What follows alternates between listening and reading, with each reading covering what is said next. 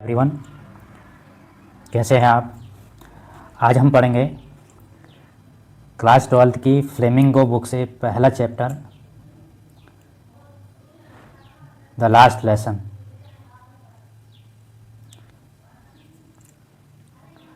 इसके ऑथर है Alphonse Daudet. Before we read, इसके पढ़ने से पहले हम इसको कुछ बातों को समझते हैं। अल्फोंसो डॉटेड एक फ्रेंच नॉवेलिस्ट थे और शॉर्ट स्टोरी राइटर भी थे।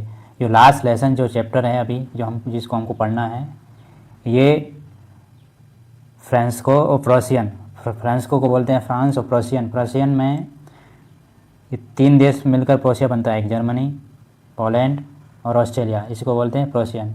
इसमें युद्ध हुआ था। इस युद्ध में क्या होता है, जो फ्रांस है वो अपने 2 डिस्ट्रिक्ट हार जाता है।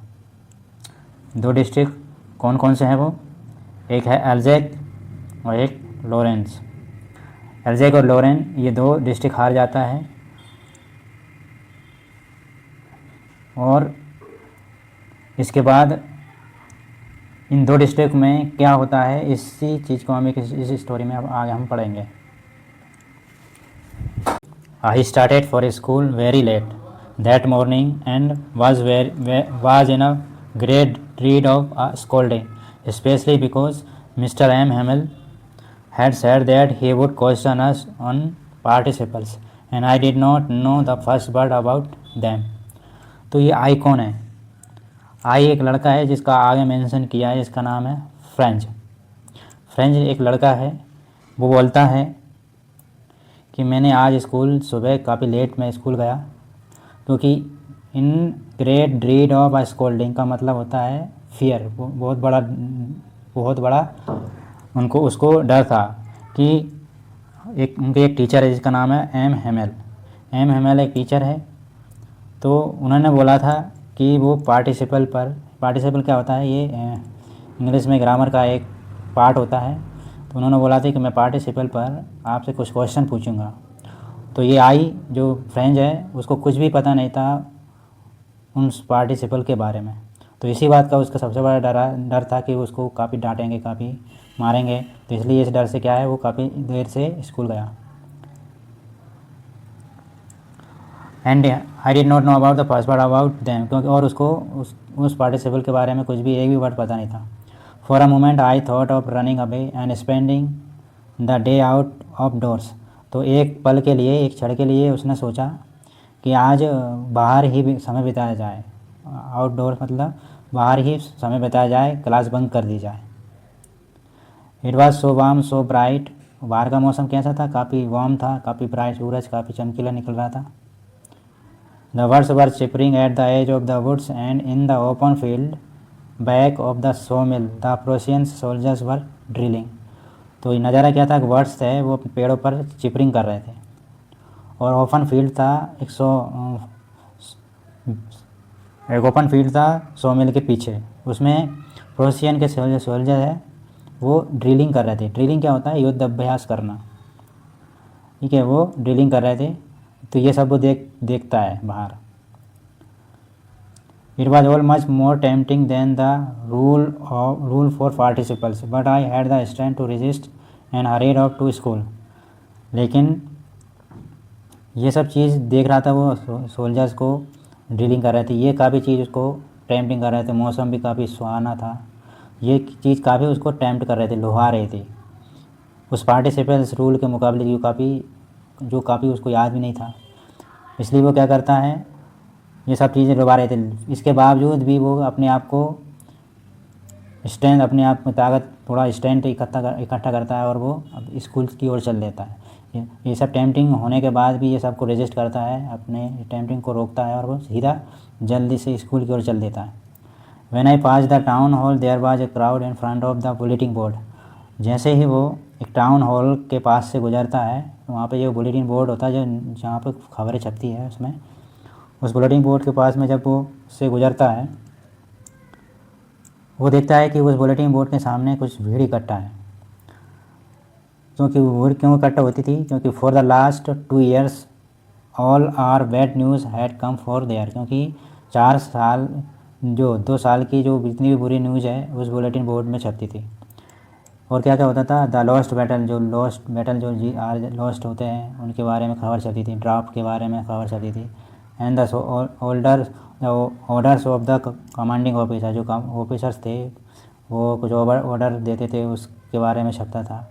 And I thought to myself without stopping what can be the matter, तो वह ये सब सोचते हुए बिना किसी कारण रुके वे बस ये सोचता है कि क्या कारण हो सकता है कि ये लोग इतने यहाँ पे रुके हुए हैं बुलेटिन बोर्ड के सामने। Then as I hurried by as fast as I could go, the blacksmith poster who was there with his appendix, तो जैसे ही वो तेज़ी से जाता है तो देखता है कि ब्लैक स्मिथ और वॉस्टर, ये दो नाम हैं, वो क्या है अपने एक अपेंडिक्स के साथ रीडिंग बुलेटिन, और वो बुलेटिन पढ़ रहे थे, इसमें क्या लिखा है क्या छपा है ये सभी चीज़ वो पढ़ रहे थे। कॉल आफ्टर मी मतलब वो उसको फ्रेंच को बोलते हैं, don't go so fast bub, you will get to your school in a plenty of time, अब इतनी जल्दी मत जाओ बब मतलब बेटे, अब इतनी जल्दी मत जाओ, तुम्हारे पास बहुत समय है, आराम से तुम स्कूल पहुंच जाओगे। I thought he was making fun of me and reached Hamel's little garden all out of breath, वो सोचा कि ये सब मेरा मजाक उड़ा रहे हैं, तो वो जैसे तैसे हाँफते हुए गार्डन मिस्टर एमएमएल के गार्डन की ओर गार्डन तक पहुंच जाता है। Usually when school began there was a great puzzle which could be heard out in the street, the opening and closing of desk, lessons repeating in a unison very loud with our hands over our ears to understand better, and the teacher's great ruler tapping on the table। तो usually school जब खुलता था तो माहौल कैसा होता था, काफ़ी हल्ला गुल्ला होता था, जिसको बाहर की जो स्ट्रीट है, जो रास्ते हैं, वहाँ से भी सुना जा सकता था। वो किस चीज़ का शोरगुल होता था, ओपनिंग और क्लोजिंग, जो डेस्क थी उसका खोलने का बंद करने की आवाज़ सुनाती थी, और एक ही स्वर में एक ही आवाज़ में जो लेसन्स रिपीट पढ़ते थे उसकी आवाज़ सुनाई देती थी, जो काफ़ी तेज़ होती थी। और अगर तुमको ये कुछ चीज़ को समझना होता था तो अपने कानों पर हाथ रख के समझना पड़ता था। और जो टीचर्स का रूलर है, रूलर यानी छड़ी, टीचर का जो रूलर है, छड़ी है, वो बार बार टेबल पर टैप करते रहते थे, तो इसी चीज़ की बाहर स्ट्रीट में आवाज़ आती थी, तो ये काफ़ी चीज़ें सुनी जा सकती थी जब यूजुअली स्कूल लगता था तब। But now it was all so still, लेकिन आज काफ़ी स्टिल था, काफ़ी शांत माहौल था क्लास का। I had counted on the commotion to get to my desk without being seen, लेकिन आई काउंटेड, कमोशन का मतलब है शोरगुल, काउंटेड यानी उसने अपने ही विचार उसको बचकर, वो शोरगुल का फ़ायदा उठाकर वो क्या करता है, वो बिना किसी के देखे वो अंदर क्लास में के अंदर इंटर हो जाता था। But of course that day everything had to be as quiet as Sunday morning, लेकिन आज काफ़ी शांत था, ऐसा लग रहा था कि मान लो कि संडे मॉर्निंग का समय हो। लेकिन दो the window I saw my classmates already in their places and Mr. Emil walking up and down with his terrible iron ruler under his arm। तो आज काफ़ी शांत माहौल था संडे मॉर्निंग जैसा, और वो विंडो से ही वो देखते हैं कि उसके जो क्लासमेट्स हैं वो अपने प्लेसेस पे बैठ चुके हैं, और मिस्टर एमएमएल है वो उनका जो रूलर है उसकी आर्म के मतलब कांख में लिए हुए हैं, वो इधर उधर बैक एंड फोर्थ चले जा रहे हैं। I had to open the door and go in before everybody, तो वो दरवाज़ा खोलता है और सबके सामने से वो निकलता है। You can imagine how blushed and how frightened I was, तो वो बोलता है कि आप इमेजिन कर सकते हो कि मैं कितना डरा हुआ था, कितना शर्मिंदा था जब मैं सबके सामने से क्लास के अंदर गुजर रहा था। But nothing happen, mister MML saw me and said very kindly, go to your places quickly little French। वो अब आया उसका नाम, ये फ्रेंच है, ठीक है।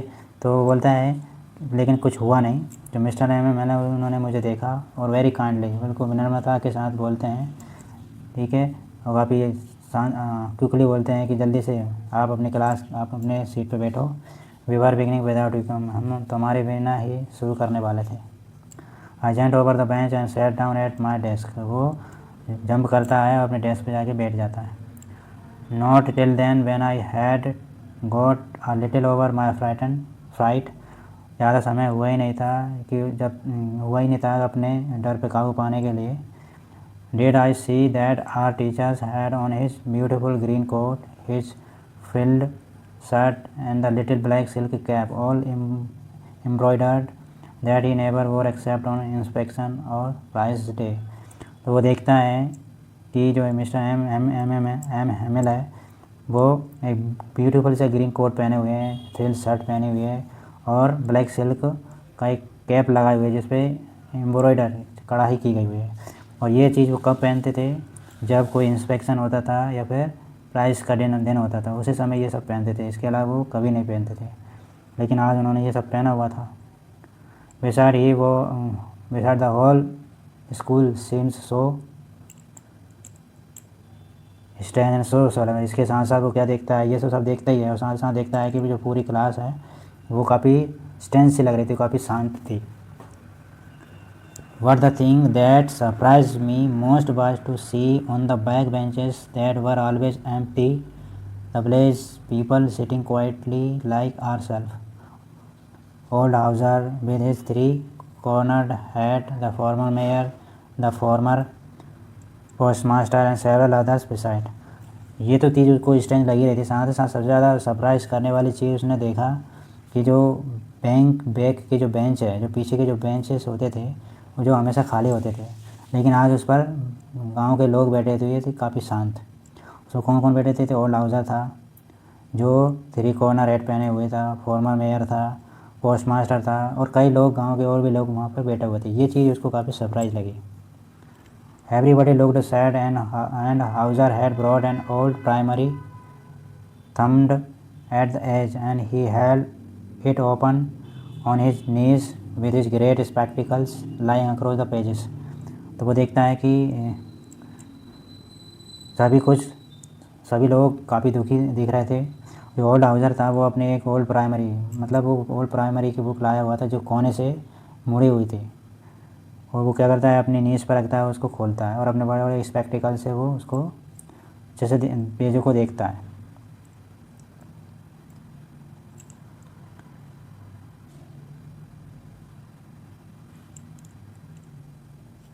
While I was wondering about it all, Mr. M.M.L. mounted his chair and in the same grave and little tone which he had used to me said। उसी समय क्या है, ये सब वो सोच ही रहा था तो मिस्टर M.M.L. अपने चेयर से खड़े होते हैं, उसी काफ़ी मजबूती के साथ, काफ़ी ग्रेव के साथ, काफ़ी जेंटल टोन में, वही पुराने टोन में वो जैसे उससे बोला करते थे। वो बोलते हैं कि my children, this is the last lesson I shell give you. ये आपका लास्ट लेसन है जिसको मैं आज आपको पढ़ाने वाला हूँ। तो इसी कारण ये लास्ट लेसन क्या है और भी हम अच्छे से डिटेल में पढ़ेंगे। तो the old order has come from Berlin to teach only German in schools of Alsace and Lorraine. तो वो बोलते हैं कि क्योंकि अल्ज़ेक जो डिस्ट्रिक्ट है, अल्ज़ेक और लोरेन, ये दोनों डिस्ट्रिक्ट अब फ्रांस हार गया है, ये जर्मनी के हाथों में चले गए हैं। तो वो बोलता है कि ऑर्डर आया है बर्लिन से, जर्मनी की राजधानी बर्लिन है, तो वहाँ से ऑर्डर आया है कि अब आपको जर्मन पढ़ी जाएगी इन स्कूल्स में। कौन कौन से में? अल्ज़ेक और लोरेन में। तो इसलिए वो बोलते हैं कि ये आज आपका फ्रांस का लास्ट लेसन है, तो आप इसको अच्छे से पढ़िए, नहीं तो और क्योंकि अगले दिन से आपको जर्मन पढ़ाई जाएगी। The new master comes tomorrow, नया मास्टर जो है वो कल आएगा। This is your last French lesson, I want you to be very attentive. ये आपका लास्ट लेसन है, इसलिए मैं चाहता हूँ कि आप इसको अच्छे से पढ़ें। ये फ्रेंच का लास्ट लेसन है, आज के बाद आपको फिर क्या पढ़ाई जाएगी? जर्मन में पढ़ाया जाएगा आपको। तो इसी कारण इस चैप्टर का नाम पड़ा है the last lesson. What a thunderclap those words were to me. Thunderclap मतलब ये बातें जैसे उसने सुनी वो काफ़ी शौक हो जाता है। Oh the riches that was that they had put up at the town hall. वो बोलते हैं ओ ये बात है, इसलिए सारे लोग हैं वो टाउन हॉल के सामने इतनी भीड़ लगाए हुए थे। तो ये सारी खबर थी। My last French lesson, why I hardly knew how to write, I should never learn any more, I just stop there, then how Oh, how sorry I was for not learning my lessons, for seeking words, going slides on the SAR। तो जैसे ही वो आवाज़ ये सुनता है कि last lesson है, तो वो सोचता है अपने मन में कि लास्ट लेसन, इसको तो मुझे अच्छे से मैंने लिखना भी नहीं सीखा मैंने, और ये इसको मुझे अब आगे आप मुझको ये आगे आप फ्रेंच नहीं पढ़ना होगा, मुझे यहीं अब रुकना होगा। ओ आई सॉरी, ये कितना सॉरी फील हो रहा था कि उसने अपने फ्रेंच लेसन नहीं सीखी। जब सीखने का जब समय होता था वो क्या करता था, वर्ड्स के एग्स ढूंढता था और सार नदी में स्लाइड करने के लिए चला जाता था, ये सब चीज़ें करने के लिए चला जाता था। लेकिन अब उसका ये लास्ट फ्रेंच लेसन है, तो ये सब बातें वो अब सोचता है। My books that had सेम्ड such a nuisance a while ago, so heavy to carry, my grammar and my history of the sense were all friends now that I could not give up। तो वो बोलता है कि मेरी जो बुकें हैं, जो काफ़ी न्यूसेंस, काफ़ी बुरी सी मुझे लगती थी कुछ समय पहले, जिनको कैरी करना काफ़ी हैवी होता था, वो ग्रामर की बुक, मेरी हिस्ट्री बुक, इनको काफ़ी बुरी, मुझे काफ़ी बेकार सी लगती थी। वो मेरे ओल्ड फ्रेंड्स जो है, जिनको अब मैं छोड़ भी नहीं पा रहा था, ये सब वो चीज़ें सोचता है। और and mister M to the idea that he was going away, that I should never see him again, made me forget all about his ruler and how cranky he was. इसके बाद वो मिस्टर एम के बारे में सोचता है कि वो एम से भी अब दूर जा रहा है और वो उनको कभी भी नहीं देख पाएगा। और ये चीज़ें वो भूल नहीं पा रहा था। साथ ही साथ वो एम का वो जो रूलर था वो, और जो वो कितने क्रैंकी थे, कितने गुस्सैले थे, ये चीज़ को भी वो काफ़ी भूल नहीं पा रहा था। ये सब चीज़ें उसको काफ़ी याद आ रही थी।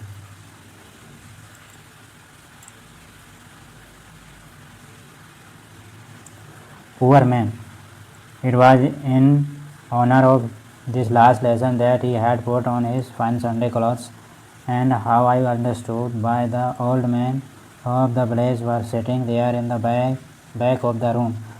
पुअर मैन, बेचारे सर, इसी के ऑनर में उन्होंने क्या ही संडे क्लॉथ्स पहन के आए हुए थे। वो समझ नहीं पा रहा था कि जो सर है वो ओल्ड मैन, वहाँ पर उसको समझ में आ गया था कि जो ओल्ड मैन है, गांव के जो लोग हैं, वो क्यों पीछे क्लासरूम के जो बैक की बेंचेस है उन पर बैठे हुए हैं।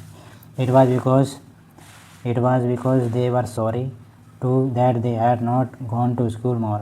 क्योंकि उनको भी कहीं ना कहीं दुख है कि वो भी स्कूल नहीं जा पाए। It was their way of thanking our master for his 40 years of faithful service and showing their respect for the country that were theirs no more। और उनका सभी मिस्टर एम को धन्यवाद देने के लिए आए थे, जिन्होंने 40 साल तक फेथफुल सर्विस दी है और उस कंट्री को भी दी है जो कंट्री अब उनकी नहीं रही।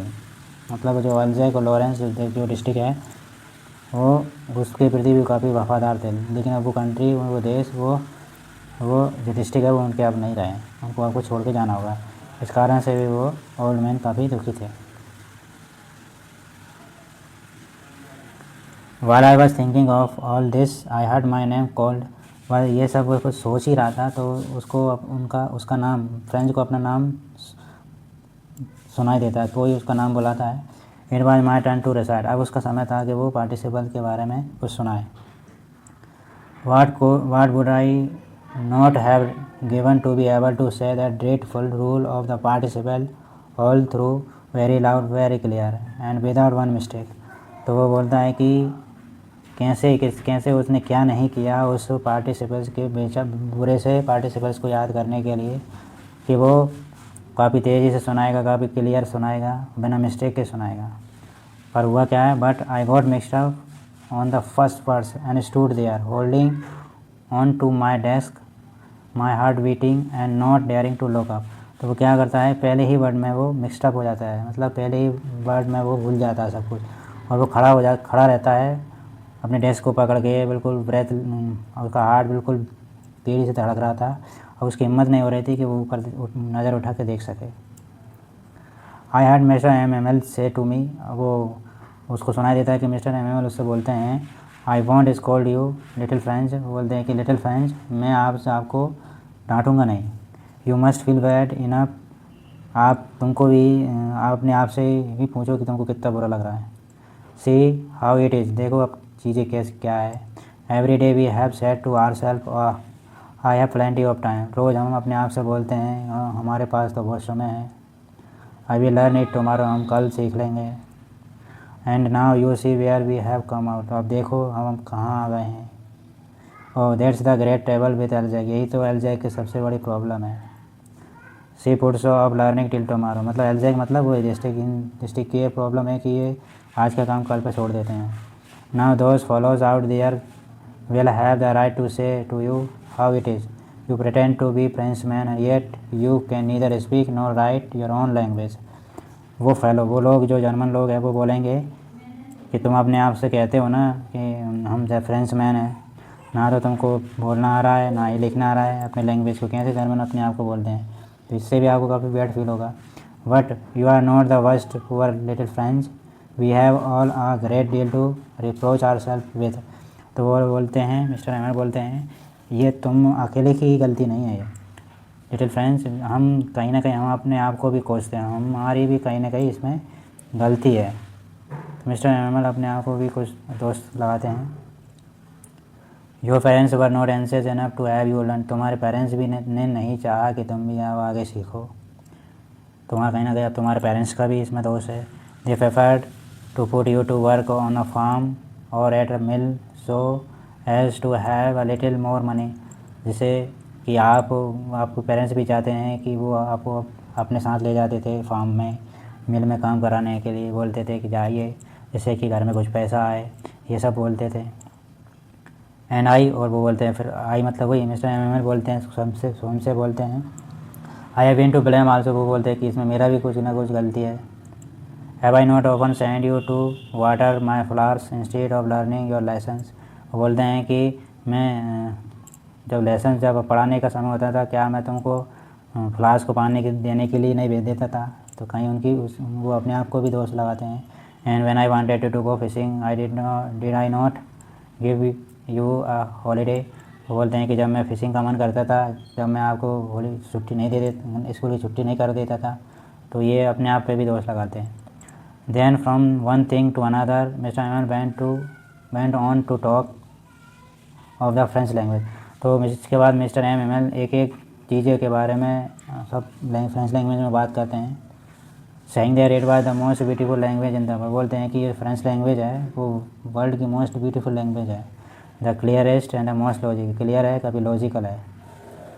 That we must guard it among us and never forget it, हमको इसको बचा के रखना है, कभी इसको भूलना नहीं है। Because when a people are enslaved, as long as they hold fast to their language, it is as if they had the key to their prison, तो बोलते हैं कि लोग जब गुलाम हो जाते हैं, दूसरे की गुलामी का जब लोग गुलाम हो जाते हैं तो उनके पास एक लैंग्वेज रहती है, लैंग्वेज को वो क्या मानते हैं, एक तरह की की मानते हैं जिससे कि आप प्रिजन से बाहर आ सकते हो। Then he opened grammar and read us our lesson, इसके बाद वो ग्रामर खोलते हैं और फिर हमें ग्रामर के लेसन्स पढ़ाते हैं। I was amaze to see how well I understood it, वो काफ़ी अमेज था, फ्रेंच काफ़ी अमेज था कि कितने अच्छे से उसने ये चीज़ों को अच्छे से समझा इस लेसन को। तो एमएमएल को भी काफ़ी दुख है कि उसको भी ये सब छोड़ के जाना पड़ेगा, और साथ में साथ फ्रेंच भी। I was amaze to see how well understood, कितने अच्छे से वो समझा था। All he said seemed so easy, बस वो यही कहता है कितना ईजी है कितना ईजी है। आई थिंक टू, और मिस्टर एमएमएल बोलते हैं कितना ईजी है कितनी ईजी, और वो मिस्टर एमएमएल वो फ्रेंच भी बोलता है कि वो भी समझता है कितना ईजी है ये। That I had never listen so carefully and that he had never explain everything with so, तो बोलते हैं कि सो मच पेशेंस, तो वो बोलता है कि इतना अच्छे से मैंने भी काफ़ी अच्छे से समझा इसको, और मिस्टर एमएम ने इससे पहले कभी इतने क्लियर नहीं समझाया नहीं, इसलिए जो आज की कितना अच्छे पेशेंस है काफ़ी अच्छे से समझाया, इसके पहले उन्होंने कभी समझाया नहीं। It seems almost as if the poor man wanted to give us all he news before going away and to put it all into our heads at one stock, तो ऐसा लग रहा था कि मान लो कि जो पुअर मैन मतलब एमएमएल चाहते थे कि वो एक ही झटके में जितना भी उनको याद है सब कुछ एक ही झटके में हमारे सिर में वो डाल दें। After the grammar we had a lesson in writing, grammar के बाद हमारा लेसन की क्लास हुई। That day mister M had new copies for us written in beautiful words friends friends. तो उस दिन मिस्टर एम हमारे लिए नई नई कॉपीज़ लाए थे जिनमें फ्रेंड्स और अल्जैक लिखा हुआ था, ये सब लिखा हुआ था कॉपीज़ में। तो वो क्यों लाए हुए थे उसको, फ्रेंड्स अल्जैक ये सब लिखा था। They looked like little flag floating everywhere in the school room hung from the road at top of our desk. तो वो जो ये फ्रेंड्स अल्जैक लिखा था इनकी कॉपी को जगह जगह वो टांग देते हैं, एक फ्लैग की तरह लग रही थी ये, और एक को तो वो अपने एक डेस्क पे एक रोड के थ्रू टांग देते हैं। तो सारे स्कूल्स में बस ये फ्लैग दिखते हैं, ऐसा लग रहा था कि मान लो फ्लैग लटके हुए हैं। You have to have seen how everyone set to work and how quiet it was. आप देख सकते हो कि सब कुछ कितना व्यवस्थित था और कितना शांत था सब कुछ। The only sound was the scratching of the pens over the paper, सिर्फ एक ही साउंड था पेपर पे पेन से लिखने का, बस इसके अलावा और कोई साउंड नहीं सुना रहा था। Once some beetles flew in, एक बार तो कुछ बीटल्स अंदर आ गए थे। But nobody paid any attention to them, लेकिन किसी ने भी उन बीटल्स पर ध्यान ही नहीं दिया। Not even the little ones, और तो बच्चों ने भी उन पर ध्यान नहीं दिया। Who worked right on tracing their fresh hooks as if that was friends, क्योंकि वो एक फ्रेश हुक बुक्स में जिसको हम ट्रेस करते हैं वो जो कि फ्रेंड्स में था वो सबको ये ट्रेस कर रहे थे, उन्होंने बच्चों ने भी उस पर ध्यान नहीं दिया था। On the roof of the pigeons cooed very low and I out to myself will they make them sing in German even the pigeons. तो वो देखता है कि रूफ पर जो पिगन्स है काफ़ी तेज़ी से आवाज़ में गुटरगू कर रही है, और वो सोचता है कि क्या ये लोग इन पिगन्स को भी जर्मन सिखाएंगे। ये कौन सोचता है, ये फ्रेंड सोचता है।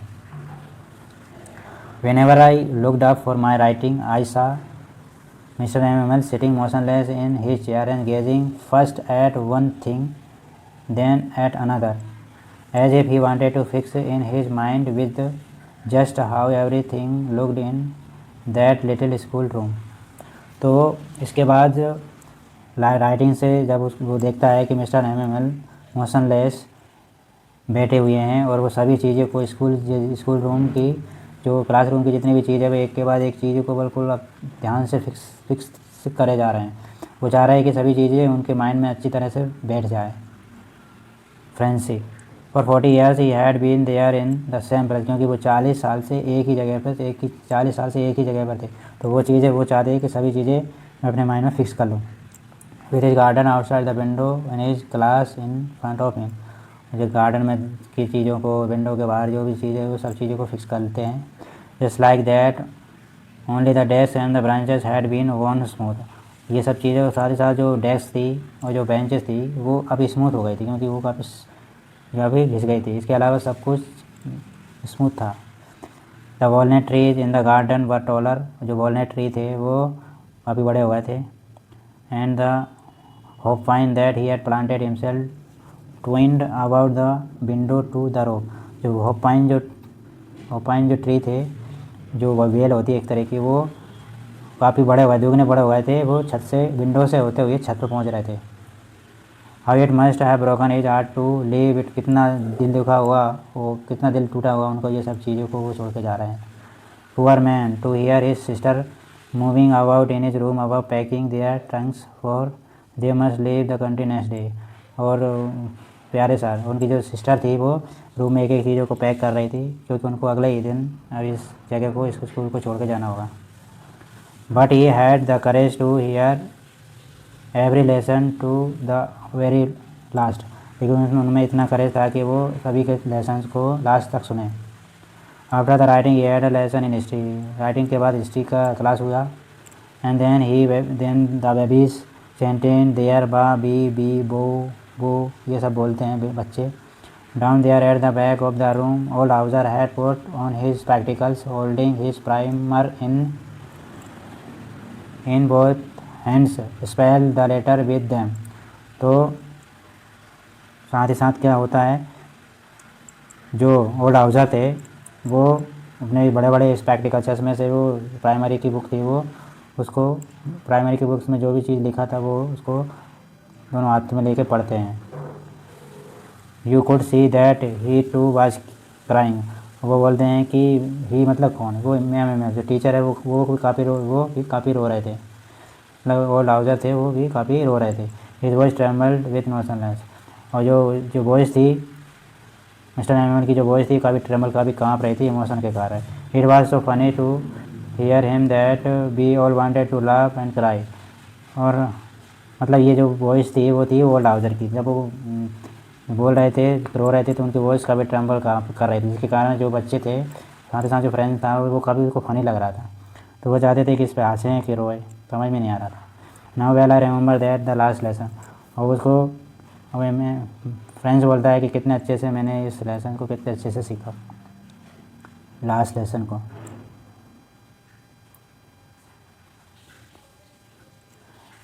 All at once the church clock struck 12। और जब तभी चर्च की जो क्लॉक है उसमें 12 बजने का समय होता है। देन द एंजलस, फिर प्रेयर होती है। At the same moment the trumpets of the Prussians return from drill sounding under our window.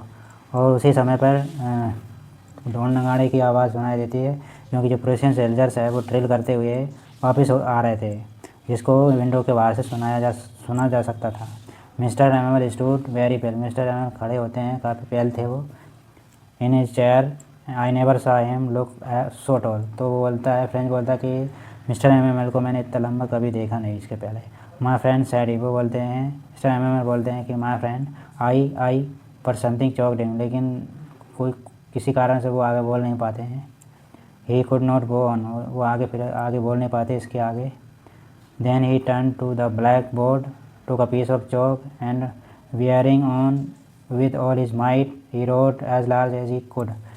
इसके बाद वो ब्लैक बोर्ड की ओर मुड़ते हैं, एक चौक लेते हैं और जितनी भी शक्ति है उतनी शक्ति से वो बड़े बड़े अक्षरों में वाइब ला फ्रेंच, मतलब फ्रेंच जिंदाबाद रहे, ये चीज़ को वो लिखते हैं। Then he stopped and leaned his head against the wall. रुकते हैं और अपना सिर वॉल की ओर झुका लेते हैं। Without a word he made a gesture to us with his hand. बिना कुछ वर्ड के बिना कुछ बोले अपने हाथ से जेस्चर से वो बोलते हैं school is dismiss you may go. School अब डिसमिस हुआ, अब आप जा सकते हो। तो इस तरह ये इस लेसन का लास्ट लेसन चैप्टर का ये इस तरह से एंड हो जाता है। काफ़ी सैड स्टोरी है। तो ठीक है, यही सब काफ़ी अच्छी स्टोरी थी। आई होप आपको ये सब अच्छा लगा होगा, आपको समझ में आई होगी। आप वीडियो को बार बार देखिए, आपको अच्छे से समझ में आएगा। ठीक है, मिलते हैं अगले वीडियो में, तब तक के लिए thank you and good bye.